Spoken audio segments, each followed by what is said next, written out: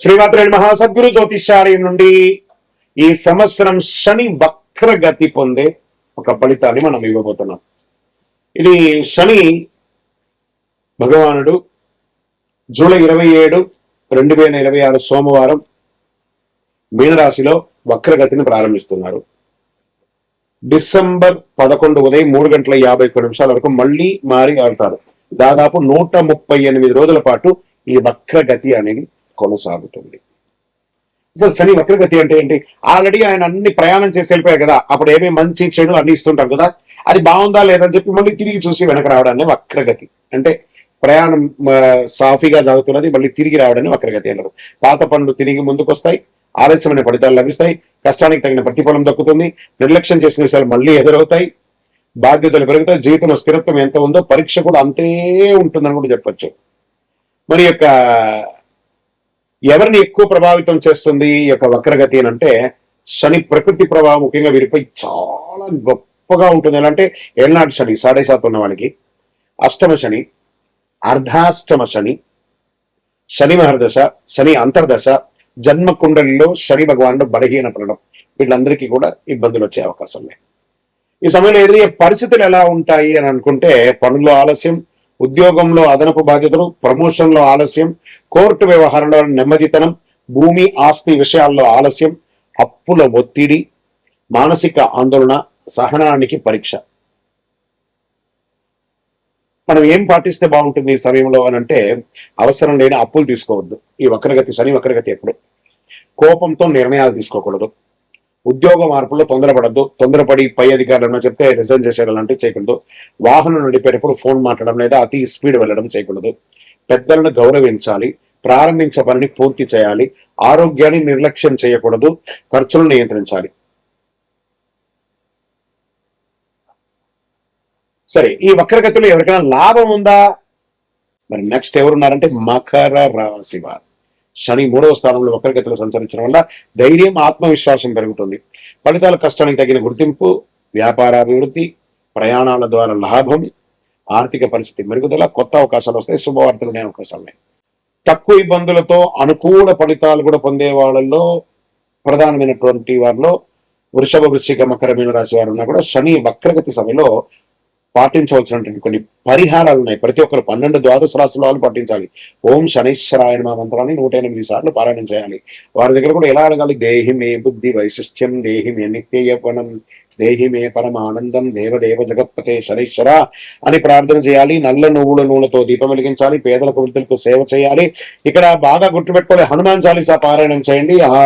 ఈ నవగ్రహాల దగ్గర శని భగవానుడు 19 సంవత్సరాలు, 19 అని లెక్క ఉంది కాబట్టి ఈయనకి 19 ప్రదక్షిణాలు చేయాలి శని భగవానుడికి, ప్రతి ఒక్కరు కూడాను చెయ్యండి. తర్వాత ఆ నవగ్రహాల దగ్గరికి వెళ్ళి నవగ్రహాలకు ప్రదక్షిణ చేసిన తర్వాత మేము కాలు కడుక్కుంటాము అని చెప్పి తప్పు పని చేయకండి.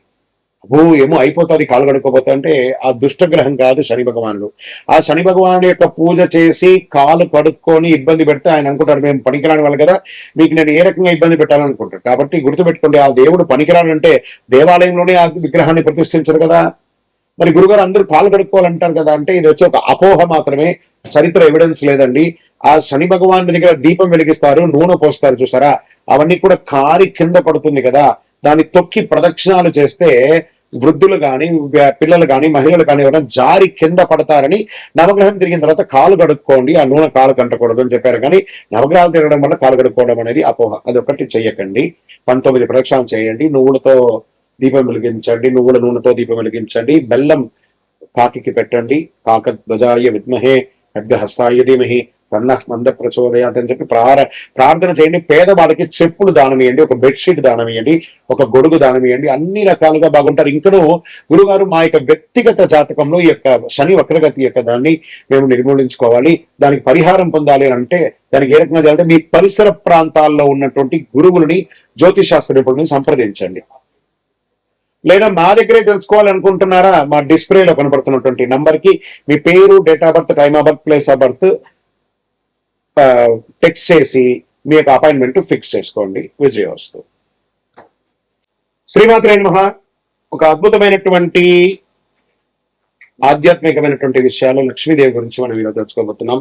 శ్రీ మహాలక్ష్మీదేవి గుడ్లగోవ, ఉల్లూకం అంటారు. ఎందుకు వాహనంగా ఉంది? హిందూ పురాణాల్లో ప్రకారం గుడ్లగూబ ఉళ్ళొక మహాలక్ష్మీదేవి వాహనం. దీనికి అనేక ఆధ్యాత్మికమైనటువంటి ఎవిడెన్స్ తో సహా ఉన్నాయి. గుడ్లగూబ చీకట్లో కూడా స్పష్టంగా చూడగలదు. ఇది వివేకం, దూరదృష్టి, సరైనటువంటి నిర్ణయం తీసుకునే శక్తిని సూచిస్తుంది. లక్ష్మీదేవి ప్రసాదించే సంపదను జ్ఞానంతో వినియోగించాలని ఇది బోధిస్తుంది. సంపదతో పాటు వినయం. సంపద వచ్చినప్పుడు అహంకారం, లోభం పెరగకుండా జాగ్రత్త ఉన్న గుడ్లగూబ సూచిస్తుంది. ధనాన్ని ధర్మబద్ధంగా వినియోగించడానికి సందేశంగా నిలుస్తుంది. అజ్ఞానాన్ని తొలగించడంలో గుడ్లగూబ రాత్రిపూట చురుకుగా ఉంటుంది. అంటే అజ్ఞానంలో రాత్రిపూట చురుకుగా ఉంటుంది చూసారా. చీకటి అంటే అజ్ఞానం, వెలుగు అంటే జ్ఞానం. అజ్ఞానం తొలగించి సత్య మార్గం నడిపించే లక్ష్మి కృపకు ప్రతీకగా నిలబడుతుంది. ఐశ్వర్యానికి కాపరి. పురాణ సంప్రదాయ ప్రకారం గుడ్లగూబ సంపదను కాపాడే శక్తిగా ప్రతీక సంపాదించి ధనం నిలవాలంటే అప్రమత్తంగా అవసరమని తెలియజేస్తుంది అనమాట. శాస్త్ర సంప్రదాయ ప్రకారం కొన్ని ఆగమ పురాణ సంప్రదాయాలు మహాలక్ష్మీదేవిని ఉల్లూక వాహిని, గుడ్లగూబను వాహనంగా ధరించినది అనే అర్థం కూడా ఉంది. అయితే అన్ని ప్రాంతాల చిత్రంలో గుడ్లగూబలు తప్పనిసరిగా కనిపించదు. కొన్ని ఆలయ సంప్రదాయాలు ఆమె పద్మాసనంలో లేదా ఏనుగుతో గజలక్ష్మి రూపంలోనే చిత్రీకరిస్తూ ఉంటారు. సంపద ఒక్కటే సరిపోదు, సద్వినియోగం చేసే వివేకం, వినయ, ధర్మబుద్ధిని. శుక్రవారమే లక్ష్మీదేవిని ఎందుకు పూజిస్తారు? మహాలక్ష్మీదేవికి శుక్రవారం ఎందుకు పూజ చేస్తారు? హిందూ సంప్రదాయ ప్రకారం శుక్రవారం మహాలక్ష్మికి అత్యంత ప్రీతికరమైనటువంటి రోజు. శుక్రవారం అధిదేవత లక్ష్మీదేవి. జ్యోతిశాస్త్రంలో శుక్రగ్రహం వీనస్ అంటారు కదా, సంపద, ఐశ్వర్యం, సౌందర్యం, సుఖ సంతోషాలు, కళలు, దాంపత్యం వంటి విషయాల్లో కారకుడు. శుక్రగ్రహానికి చెందిన రోజుగా భావిస్తారు కాబట్టి అందులో ఆ రోజు లక్ష్మీదేవిని ఆరాధించడం శుభప్రదమైనటువంటి విశ్వాసం.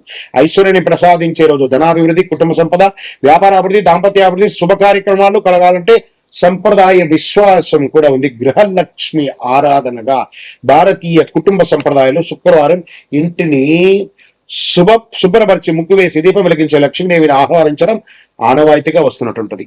ఇంకా వ్రతాలకు ప్రాముఖ్యత అంటే శుక్రవారం లక్ష్మీ వ్రతం, వరలక్ష్మి వ్రతం. అందులోనూ ఈ నెల 21వ తారీఖున వరలక్ష్మి వ్రతం కూడా 2026 ఆగస్టు నాడు వస్తుంది. అష్టోత్తర శతనామాన్ని పూజ చేయడం, అనేక ఆచారాలు, సుమంగళి ప్రార్థన చేయడం, సుమంగళిని అందరూ ఇంటికి పిలిచి పారాన్ని రాకి వాళ్ళకందరికీ ఉచిత రీతిలో వాళ్ళు సత్కరించడం కూడా జరుగుతుంది. శుక్రవారం చేయవలసిన పూజ: ఇంటిని శుభ్రంగా ఉంచడం, గడపకు పసుపు కుంకుమ పెట్టడం, ఆవు నెయ్యి, నువ్వుల నూనెతో దీపం వెలిగించడం, తామర పువ్వులు లేదా తెల్లని పువ్వులతో పూజ చేయడం, శ్రీశుక్త కనకదార స్తోత్ర పారాయణం చేయడం, మహాలక్ష్మి అష్టోత్తర శతనామాలు చేయడం చాలా మంచిది. పాయసం, పాలు, బెల్లం ఇలాంటి నైవేద్యం ఇస్తే శుక్రవారం నాడు అమ్మవారి ఆనందపోయి ఇంట్లో దారిద్ర్య నిర్మూలన చేసి ఐశ్వర్యాన్ని కురిపిస్తుంది. వర్షంగా విజయోస్తు.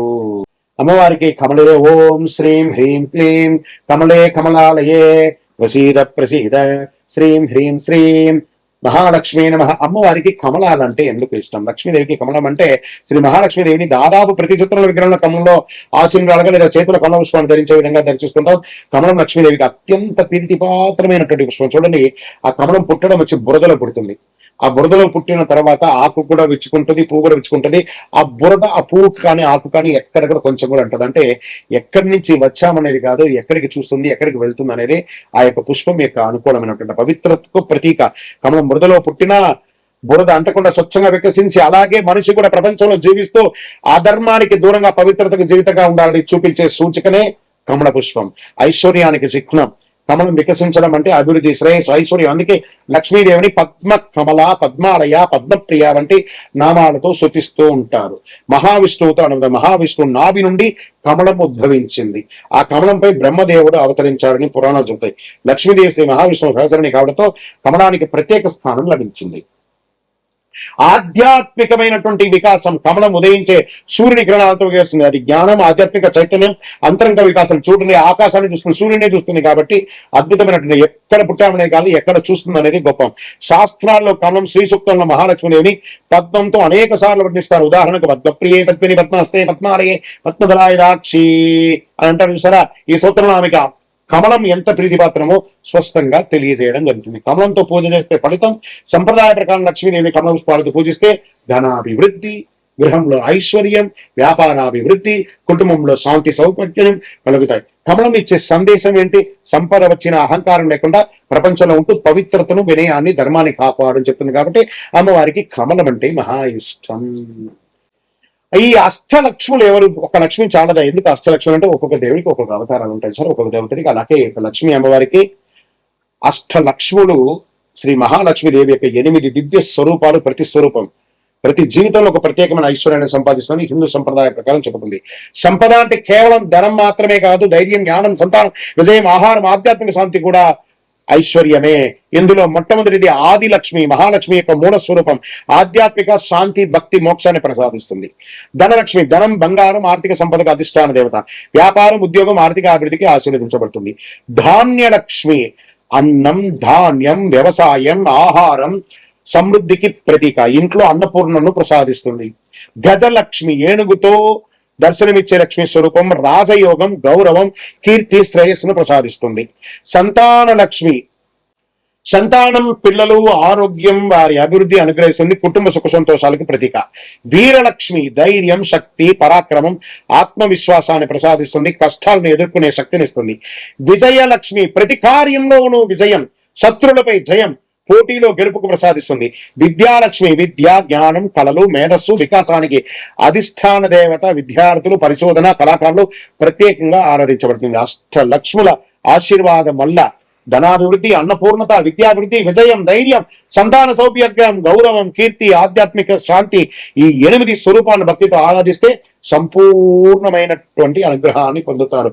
లక్ష్మీం క్షీరసముద్ర రాజతనయాం శ్రీరంగదానేశ్వరీం అని ప్రార్థన చేయండి. అనుగ్రహాన్ని పొందండి. విజయోస్తు.